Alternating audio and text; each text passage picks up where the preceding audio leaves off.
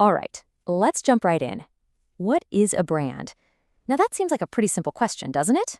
But the answer is one of the most powerful and honestly most valuable concepts in the entire world of business.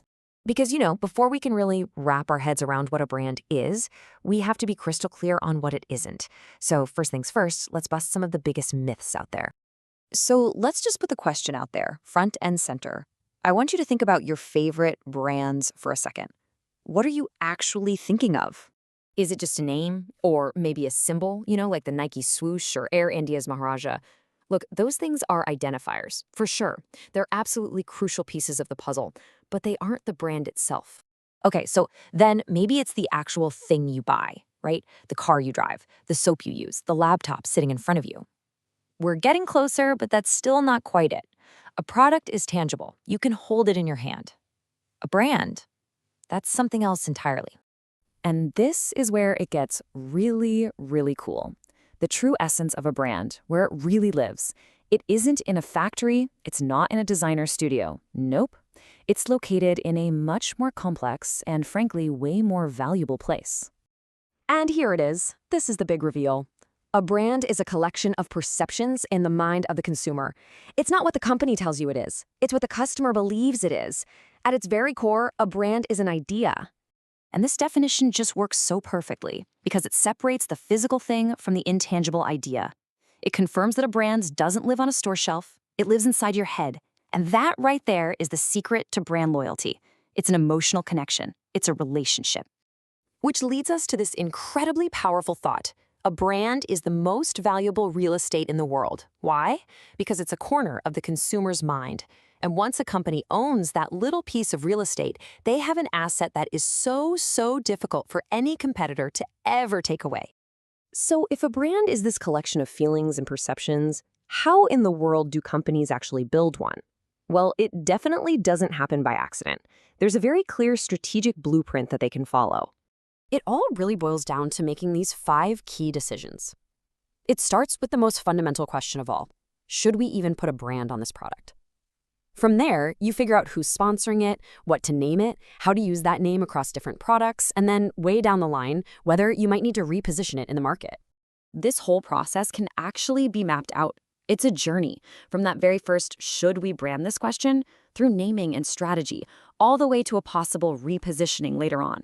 It can get complicated, for sure, but the big takeaway here is that it's a deliberate, step-by-step quest to build and own that corner of the consumer's mind. But let's be real for a second. Does all this talk about mental real estate and perceptions actually translate into cold, hard cash? Oh, you better believe it does. Let's take a look at the brand's bottom line.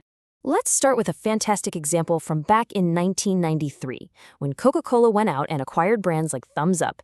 They weren't just buying recipes and bottling plants. Oh no, they were buying something much more valuable. They were buying the brand itself, to the tune of about 175 crore rupees. That was the price tag for all the perceptions, the loyalty, and the market leadership that was already built up in the minds of millions of people.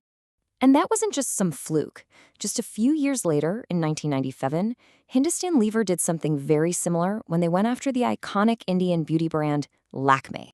They paid 110 crore rupees for Lakme's brands. But here's the kicker, and our source material points this out brilliantly. They only paid 29 crore for Lakme's 2 manufacturing plants.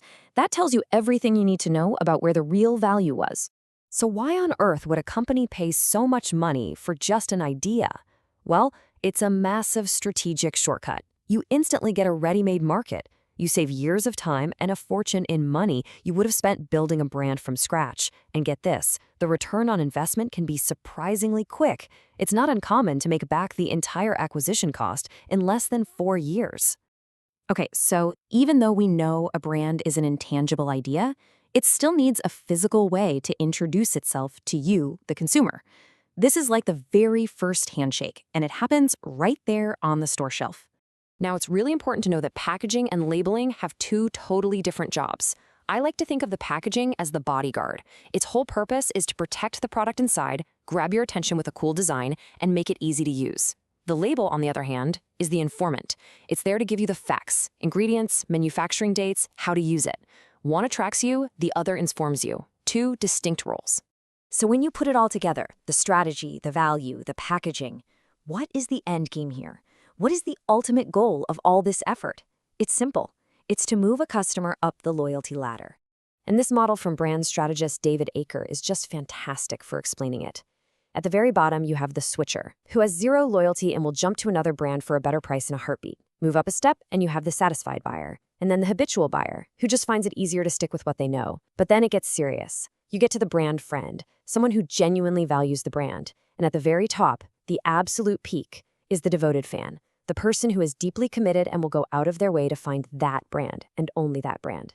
Which brings us right back to you. After all of this, after understanding that a brand is really a collection of perceptions, a tiny piece of mental real estate, just take a second to think. Which brands have successfully climbed that ladder and built a permanent home in a corner of your mind?